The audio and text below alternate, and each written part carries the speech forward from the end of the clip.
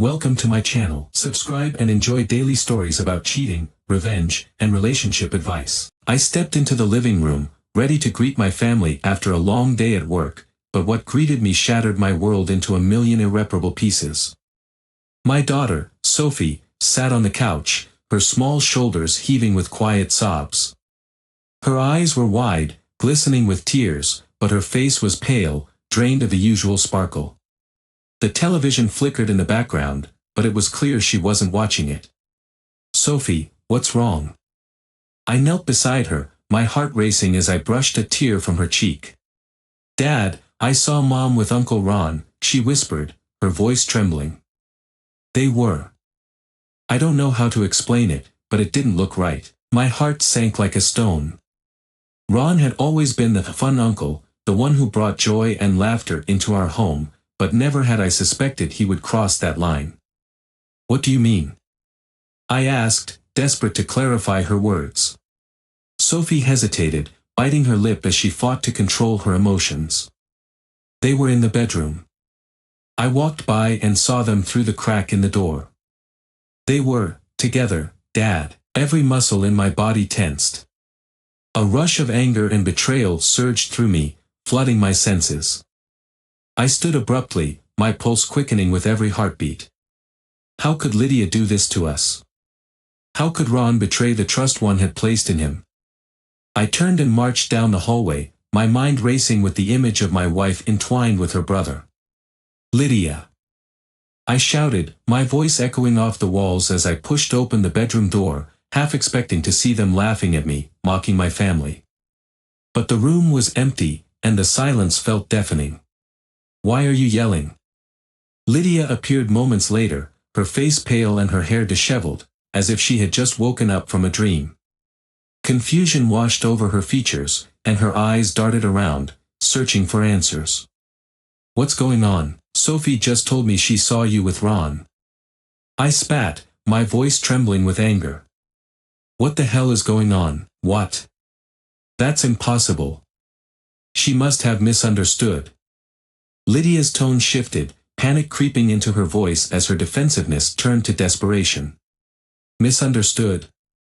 I echoed incredulously. "She's 10, Lydia. She's not imagining things. I want you to tell me the truth, right now." The silence between us felt like a chasm.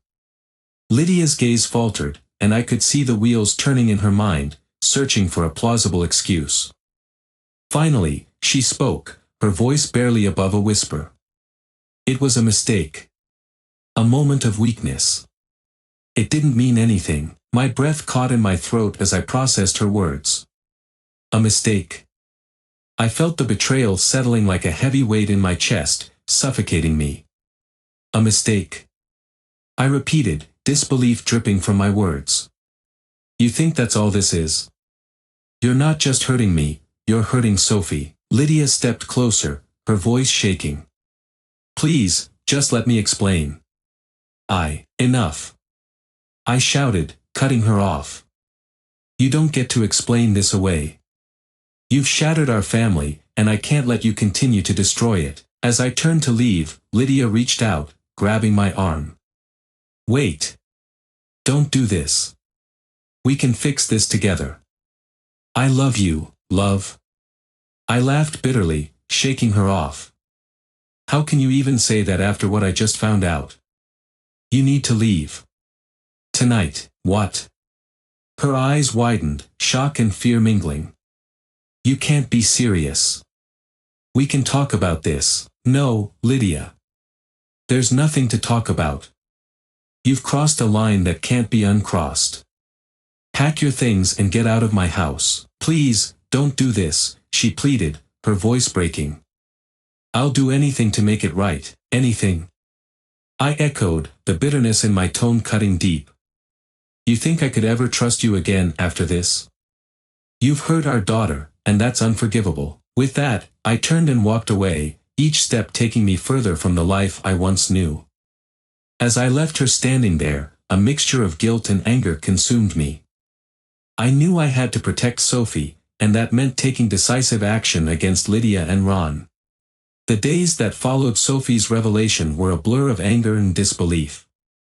I tried to maintain some semblance of normalcy for her sake, but the tension in the house was palpable. Every time I caught a glimpse of Lydia, the memories of her betrayal surged back, twisting the knife deeper in my heart. I felt like a stranger in my own home, haunted by the betrayal of the two people I once trusted most. Finally, the moment arrived when I could no longer contain my anger. I needed to confront Lydia about her infidelity. I had spent hours pacing the living room, rehearsing every word, every accusation, knowing that what I had to say would change everything. That evening, I found Lydia sitting at the kitchen table, a half-empty glass of wine in front of her. She looked up as I entered, her expression a mixture of apprehension and defiance. "Can we talk?" I asked, my voice steady but laced with tension. "Sure," she replied, her eyes narrowing slightly as she leaned back in her chair. "What do you want to say?" I took a deep breath, gathering my thoughts before I spoke. "I want you to explain what happened between you and Ron. I need to understand how you could betray our family like this." Lydia's expression flickered, and she opened her mouth to respond, but I pressed on, unwilling to let her deflect. "Sophie saw you. She was devastated, Lydia. Do you even realize what you've done?" Her demeanor shifted, and for a moment, I saw a hint of remorse in her eyes. "I never meant for her to find out like that. It was a mistake, a moment of weakness, a mistake." I spat, feeling the heat rise within me. "You think this is just some trivial mistake? This isn't just about you and your brother. This is about our family." I know, she exclaimed, rising from her seat, desperation creeping into her voice. "But it didn't mean anything. Ron was there for me when you weren't. You've been so consumed by work and your own life that I felt alone." "Alone?" I echoed incredulously. "So your solution was to sleep with your brother? That's your idea of solving a problem? What do you think this does to Sophie?" At the mention of our daughter, Lydia's expression shifted from defiance to guilt. "I never wanted to hurt her. You never thought at all, did you?" I interrupted, my voice rising. "You acted without a single thought for the consequences. You've shattered the trust in our family, and for what?" "I was lonely," she shouted back, her voice trembling with a mixture of anger and pain. "You were never around. It's not just my fault. You've been working late for months." I took a step closer, the betrayal and heartbreak fueling my anger. "You think I chose to work those hours? I did it for us, for our family. But you threw it all away for a few stolen moments with Ron. I can't believe you would do this." Lydia's face flushed, and she turned away, tears welling in her eyes. "I'm so sorry," she whispered, her voice breaking.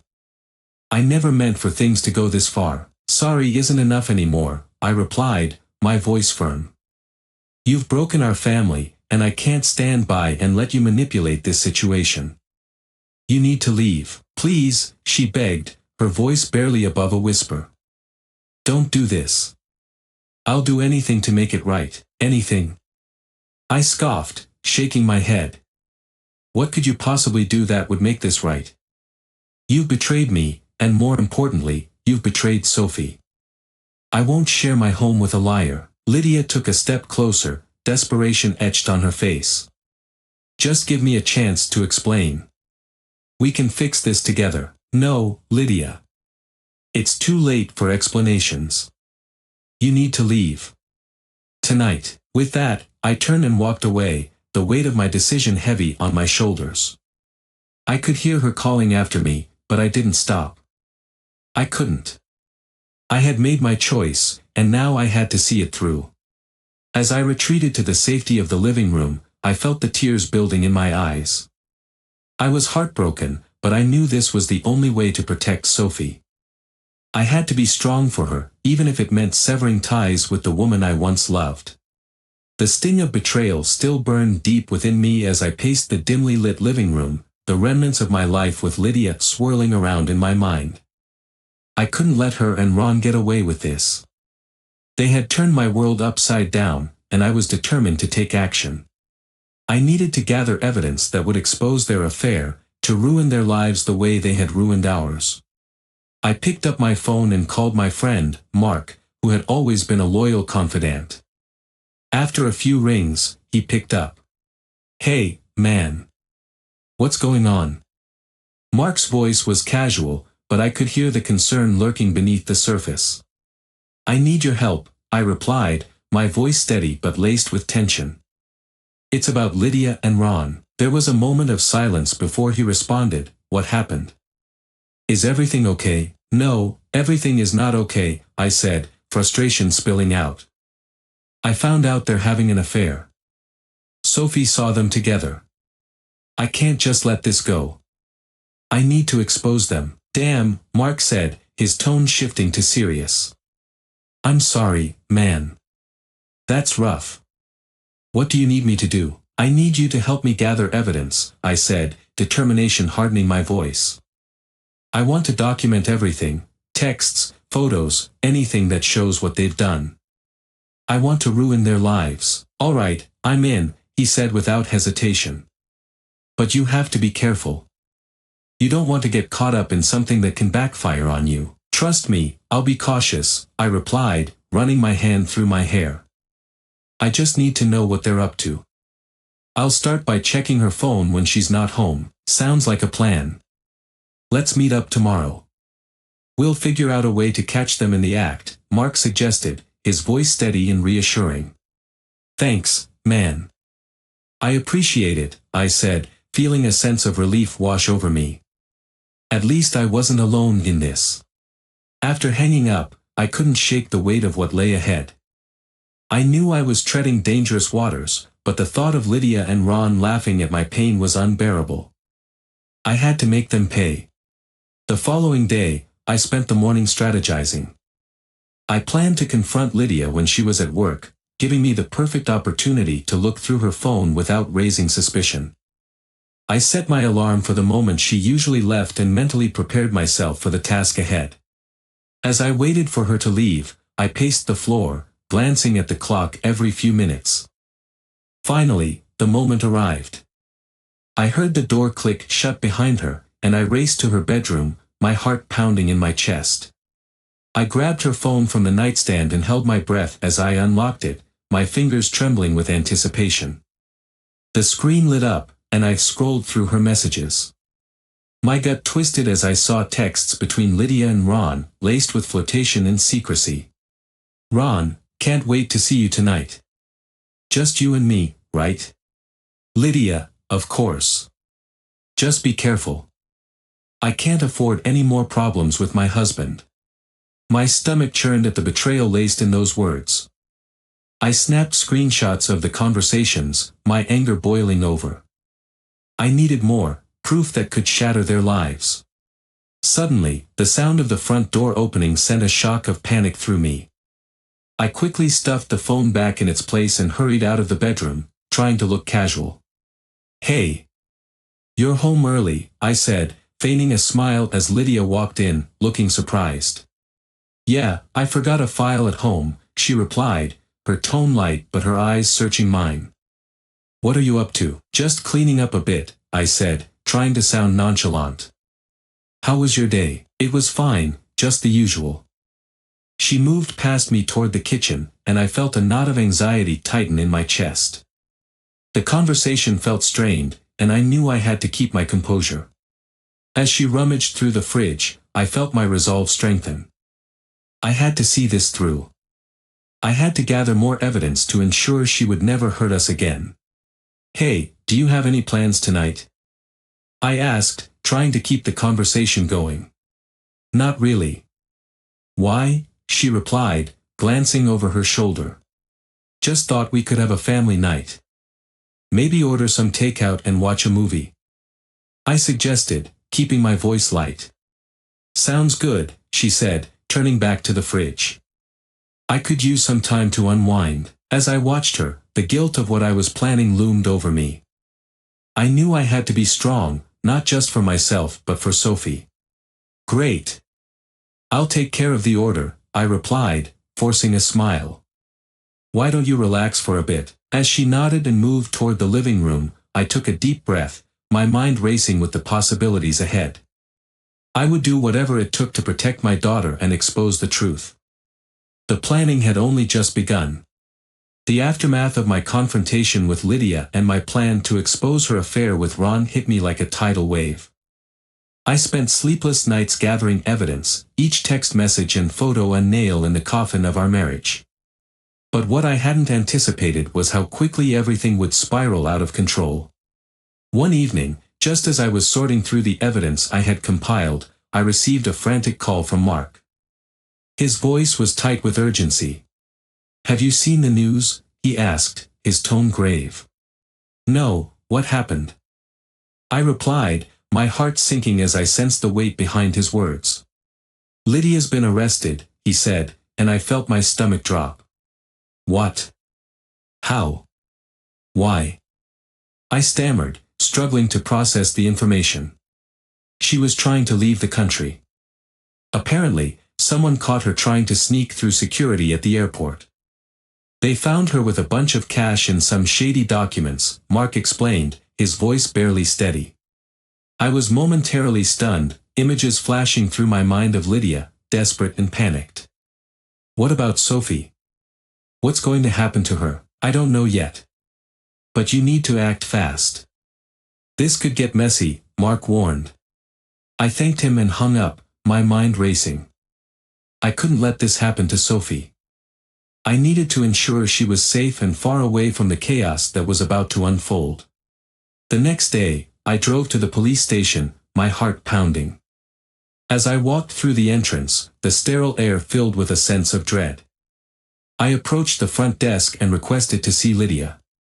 "You can't see her right now," the officer said, looking up at me with a tired expression. "She's being processed." "Processed? For what?" I demanded, frustration spilling over. "I'm her husband. I deserve to know what's happening." "Calm down, sir," the officer said, raising a hand. "She was caught trying to flee the country. It's serious." I felt a rush of anger and betrayal wash over me. "This is all because of Ron, isn't it? He's the reason she's in this mess." The officer didn't respond, instead nodding toward a waiting area. "You can wait there if you want to speak with her when she's available." I took a seat, my mind racing as I replayed the events that had led us here. It felt surreal that my life had come to this. I glanced around the station, feeling the weight of my choices pressing down on me. After what felt like hours, a police officer finally approached me. "You can see your wife now. Just keep it brief," he instructed. I followed him down a dim corridor until we reached a small room with a table and 2 chairs. Lydia sat on one side, her hair disheveled, eyes red-rimmed and filled with fear. "Lydia," I said, my voice steady despite the turmoil inside me. "What were you thinking?" "I didn't know what else to do," she said, her voice trembling. "Ron and I thought we could start over somewhere new. I was scared of facing you." "Scared? You put our daughter at risk for what? A chance at happiness with Ron?"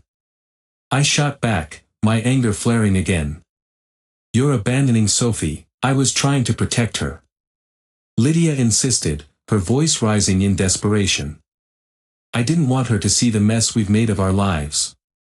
I thought if we left, it would be easier." "Easier? For whom?"